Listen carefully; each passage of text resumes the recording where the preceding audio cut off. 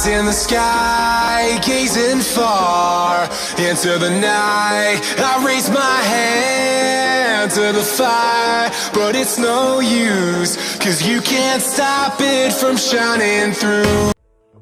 Hey, what's up, guys? It's Tommy here. It's Monday. Happy Monday. I am pretty stoked. It's been a great week for me at the gym. I murdered at least 3 of my workouts. I'm still feeling the one today. My hamstrings are shot, so that's really awesome. So I definitely wanted to talk about a certain post somebody made, because I thought it was just a great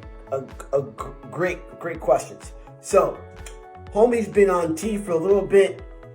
He's trying to bulk and lose body fat on a budget. First of all, go back to my other videos. You can already see what you gotta do for bulking, what you gotta do for cutting. But there's something I haven't talked about. That's an idea that you guys can mull over your head, and that's called cyclical bulking. All right. So what is cyclical bulking? Cyclical bulking is when you bulk for a little bit, and between your bulk, you have ebb and flows or transition periods we call resets, and cutting phases, and then you go back to bulking, right?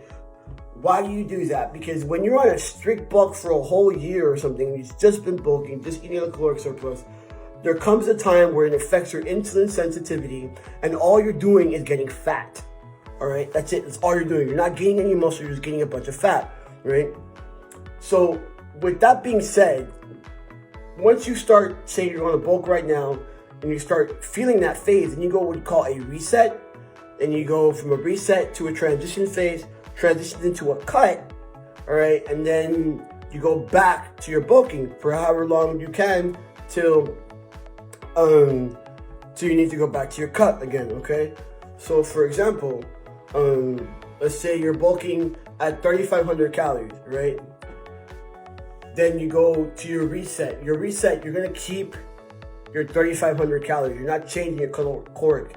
What you're going to do is you're going to therefore lower or take out your carbs completely for about 2 to 3 days, okay? Then you're gonna go back, bringing those carbs back in. Remember, when the carbs go up, fats go down.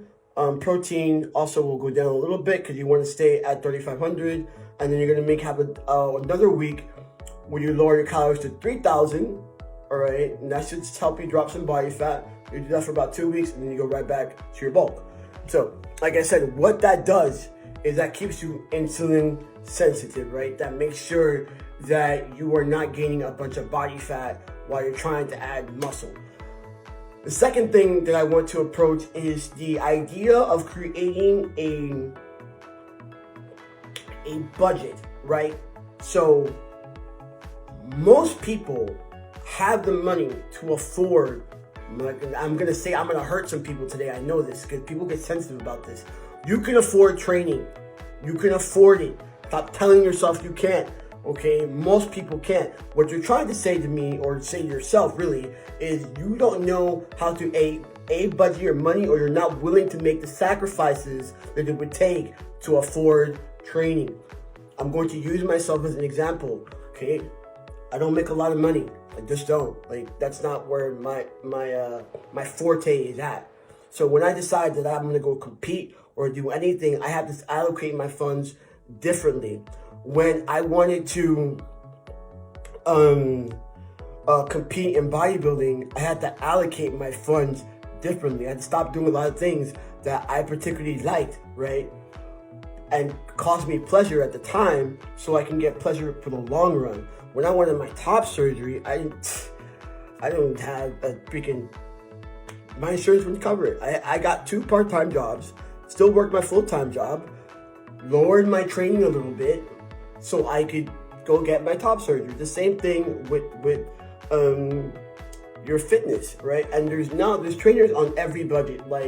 I know trainers that work for as low as, $20, $30 a session, to trainers that work for up to $200 a session. It really, or some guys that do just online training or virtual training. So, and then guys, there's books. books and there's reading. And I think everybody should be reading something about fitness and getting as much information as possible for their own, to make their own decisions, because there are a lot of trainers with a lot of crap. They're not telling you the right thing. My industry is full of snake oil sellers, right? And they do it very easily because people refuse to read. Like, dude, read. If I tell you something, read. Like, debate me. I love it. I grow. I'm cool. Like, I'm fine with that. So, allocate your funds correctly. Use Costco. Buy your food in bulk. Yes, you take the hit once, right? But then it lasts you a lot longer. Think about lower budget protein sources: whey protein, cottage cheese, eggs, extra lean ground turkey, extra lean ground beef. When you create your budget for your diet, you start with the protein first, then comes with the carbs. So then you're gonna need some lower budget carbohydrates. Rice is a great one for that. And then you go to the next one. You need your fats.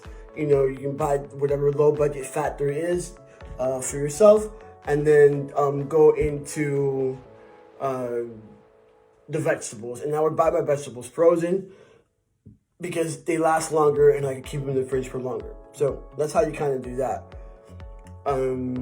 So we got cyclical bulking, right? So that way you can gain lean mass and keep your body fat in check, all right? 2, from this video, you're going to budget, provide yourself a budget, allocate funds for your health and fitness, and see where your money is really going. I think that's a smart idea for whatever. And then 3, all right, once you've done your budget, you buy your protein first, then your carbohydrates, and then your frozen vegetables. And I hope that helps.